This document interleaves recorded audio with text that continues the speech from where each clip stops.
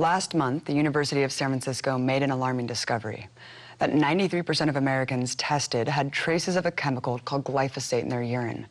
Last year, the World Health Organization deemed glyphosate a possible carcinogen. So why is glyphosate everywhere, including inside of us? Because it's the main ingredient in biotech giant Monsanto's flagship product, Roundup, a pesticide sprayed all over almost every acre of food grown. Not only has Roundup been dumped around the world more than any other weed killer in history, but the U.S. is its largest customer. According to the U.S. Geological Survey, a record 280 million pounds were used in 2010 alone, nearly 1 pound of poison for every American. With new revelations of a seemingly urgent health crisis of a cancerous chemical infecting nearly everyone, one would think the company responsible, along with the U.S. government, would take measures to protect people. But in fact, they've done the opposite. Monsanto has already proven it cannot be trusted to care about anything but money, especially when lives are at stake. A quick look at the corporation's scandalous history reveals it as a sinister threat to the planet's ecosystem, economies around the world, as well as the livelihoods and very lives of millions of people. Monsanto was born in America in 1901 by a man named John Francis Queeny. His new company was financed by the blood and sweat of Puerto Rican farm workers when his father-in-law and big sugar merchant, Emmanuel Mendez de Monsanto, used his vast profits to bankroll his dream. During the sugar shortage in World War I, the Monsanto family convinced America the solution was buying its fake sweetener, saccharin. The corporation also blew up with war profits when it was contracted to help with U.S. bomb making. By the time Francis passed down the company to his son, Monsanto was already producing everything from aspirin to sulfuric acid. From its inception, the corporation employed the shadiest of tactics to avert laws that infringed on profits. Founded in St. Louis, Missouri, pesky taxes and regulations led the Monsanto family to drive just 4 miles over the Mississippi River to establish their own town, which they aptly named Monsanto, Illinois. The town of Monsanto had extremely lax regulations and low taxes, and thus became a literal dumping ground for other corporations. The town's head even admitted to the Wall Street Journal that it was created to be a sewer. Today, it's a toxic wasteland. As factories flocked to the tax haven in the 1920s, Monsanto grew the fattest with its production of one of its main products, industrial chemicals called PCBs. The serious toxicity to humans was known and concealed by executives, which would almost cause their downfall decades later. But this was a time of Monsanto's burgeoning rise, and in 1943, an opportunity presented itself that would cement the long and very lucrative relationship between Monsanto and the U.S. war machine. Monsanto head Charles Allen Thomas was called to the Pentagon, not only asked to join the Manhattan Project, but to lead it as its co-director. Thomas put Monsanto's Central Research Department hard to work building the atomic bomb. Fully aware of the implications of the task, the budding chemical empire sealed its relationship with the inner circles of Washington on 2 fateful days in Japan.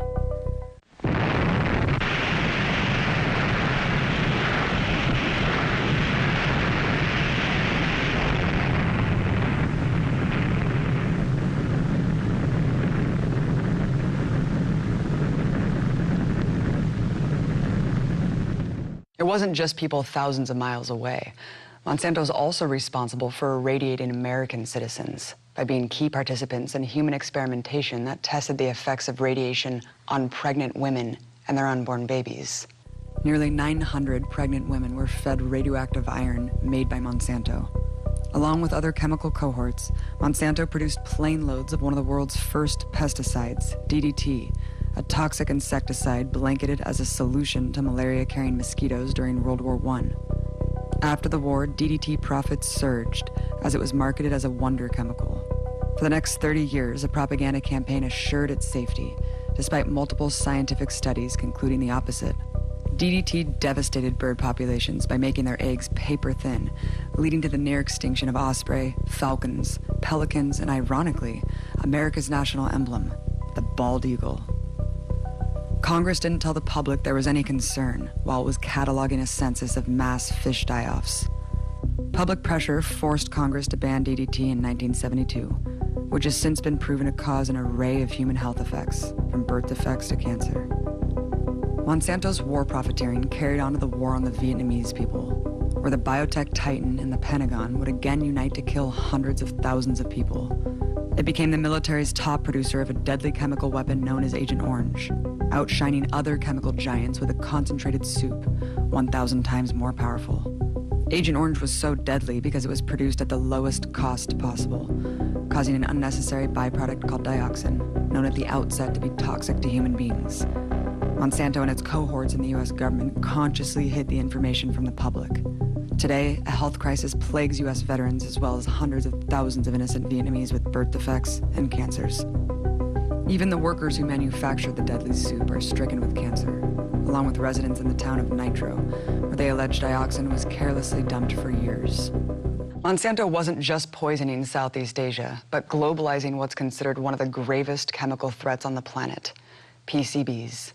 PCBs are a group of industrial coolants that are widely banned today as a carcinogenic pollutant. For 40 years, Monsanto was the world's largest and America's sole manufacturer of PCBs, which dumped hundreds of thousands of tons of them into the air and land that will poison the environment for decades to come. In Anniston, Alabama, at its main PCB plant, Monsanto routinely trashed toxic PCB waste into the waterbeds and landfills for nearly 4 decades, knowingly poisoning tens of thousands of unsuspecting residents. As reported by the Washington Post, in 1966, Monsanto managers discovered that fish submerged in that creek turned belly up within 10 seconds, spurting blood and shedding skin as if dunked into boiling water. They told no one. In 1969, they found fish in another creek with 7,500 times the legal PCB levels. In 1975, a company study found that PCBs caused tumors in rats. They ordered its conclusion changed from slightly tumorigenic to does not appear to be carcinogenic. Monsanto reacted by concealing the truth, choosing blood-soaked profits over safety yet again. In its own documents responding to PCB concerns, Monsanto heads declared, "We cannot afford to lose $1 of business." In 1979, the EPA banned PCBs due to its link to birth defects, nervous system defects, and cancer. Of course, Monsanto denied the science, and it took the 20,000 victims years to finally get compensation when a jury found Monsanto guilty on 6 counts, including negligence, suppression of the truth, and outrage. Under Alabama law, the rare charge of outrage requires conduct so outrageous in character and extreme in degree as to go beyond all possible bounds of decency, so as to be regarded as atrocious and utterly intolerable in civilized society.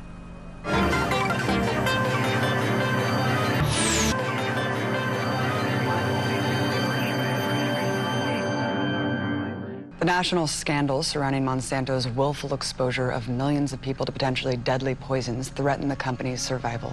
Branded as a gross polluter and human health danger, Monsanto was desperate to rebrand itself to continue to grow as a business empire. So they hired a consulting firm to give them a facelift called Bain. In 1977, Bain put its new hotshot, Mitt Romney, on the job. Romney emphasized to Monsanto CEOs that they could never shake their association with reckless, deadly chemicals. Instead, they should invest in what wasn't controversial, creating life rather than cancer. He developed new propaganda slogans like feeding the world. Under the rebrand, Monsanto liquidated large parts of its chemical manufacturing and began transitioning into an agricultural behemoth. Romney's brilliant plan won him a huge promotion to the head of Bain Capital, the source of his mass wealth today. And for Monsanto, the new chapter in their life as a poisoner of the earth would reach unimaginable heights. In one of their moves to enter the food market, Monsanto staked claim in the diet soda industry to push one of the FDA's most contentious chemicals, aspartame, better known as the artificial sugar in NutraSweet and Equal. In 1985, Monsanto bought GD Searle, the company that patented aspartame, amidst a growing health controversy. The year prior, a grand jury investigation was launched into Searle for covering up the dangers that aspartame causes tumors and holes in the brain. The U.S. attorney that stalled the investigation was then asked to be partner at Searle's law firm. To combat the bad publicity, Searle knew it needed political pull, so it chose Donald Rumsfeld as its new CEO. The partnership paid off big in 1981 when Rumsfeld joined Reagan's administration and handpicked a new FDA commissioner who would play ball, Dr. Arthur Hull Hayes, who quickly lifted the red tape for Searle and flooded aspartame into the market.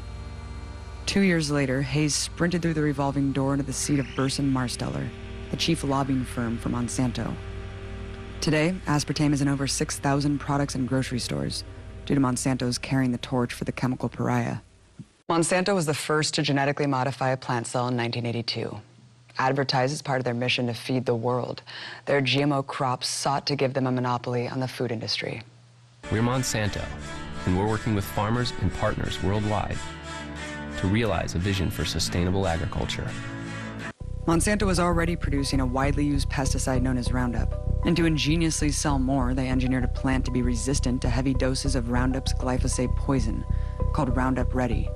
But such a new and uncertain invention faced public skepticism and bureaucratic hurdles. Lucky for them, this was the Reagan era of runaway deregulation. Monsanto executives arranged to meet with then Vice President George Bush Sr. with the desire to work on mutually beneficial regulation to quell consumer fears about this radically new technology. Bush assured them that the red tape would be lifted. And I would say, quite frankly, we have no complaint about the way USDA is handling it. They're going through an orderly process. They're making sure that as they deal with these new things, they do them properly. And now, if we're waiting until September and we don't have our authorization, we may say something different. Call me. We're in a dereg business. And boy, did he. Soon after becoming president, Bush Sr. created a new deregulation initiative called the White House Council on Competitiveness. According to the Washington Post, it was a command post for a war against government regulation of American business. And Monsanto was first on deck. In 1992, the council oversaw new FDA guidelines that stated GMO crops required no additional testing or regulation, despite protests from within the FDA due to the uncertainty of long-term environmental and health consequences. Over the next 20 years, Monsanto, with the government's help, flooded the planet with seeds and ate up its competition, acquiring dozens of companies along the way. Monsanto now produces 80% of the corn and 93% of the soy, two ingredients that make up the base of almost all processed foods in the U.S. Poll after poll finds that a huge majority of Americans want GMO labeling, just like every other developed country required long ago. But multi-million-dollar propaganda campaigns and fear of lawsuits from Monsanto have prevented any state legislation from going into effect. I was an attorney in the corporate law department of Monsanto Company. Making sure Monsanto policy was cemented long after his administration, Monsanto co-conspirator Bush Sr. also appointed former Monsanto lawyer Clarence Thomas to the Supreme Court, one of the deciding votes to see his son W in power. Throughout the 90s, Monsanto spent millions defeating state and federal legislation to continue to dump dioxins, pesticides, and other cancer-causing poisons into drinking water systems, causing degenerative disease and numerous birth defects, according to multiple lawsuits. By 1995, the EPA had ranked Monsanto 5th among U.S. corporations on its list of top dumpers of poison, having discharged over 37 million pounds of toxins into the air, water, and land. In 1994, the company overcame another controversy, corralling its friends in government to approve bovine growth hormone, which artificially increases milk production in dairy cows.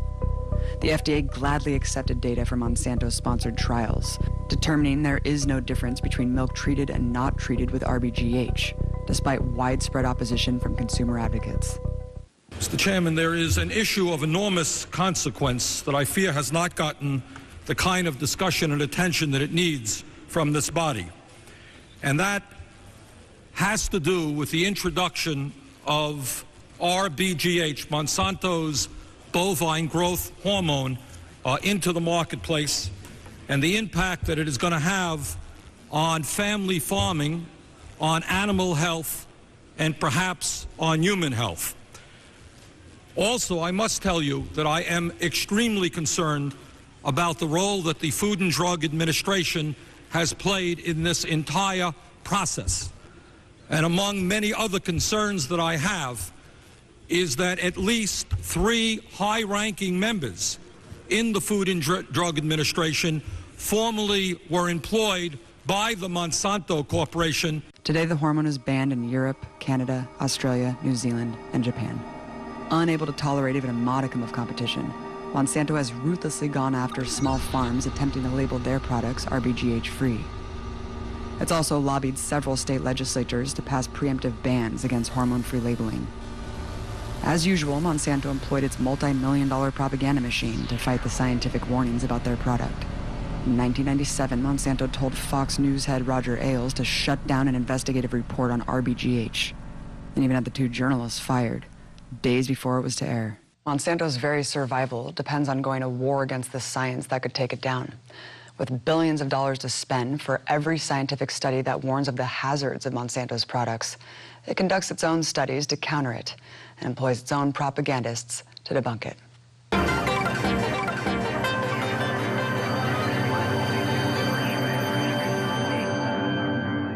Like passionate GMO advocate Professor Kevin Folta, exposed to be a paid Monsanto shill by a FOIA request after years of denying any ties to the corporation. In addition to paying sellout scientists, Monsanto sometimes buys the whole lab. Biologics research firm is one trying to get to the bottom of the global honeybee collapse. While Biologics would obviously study the effects of the world's most used pesticide, Monsanto outright bought the company.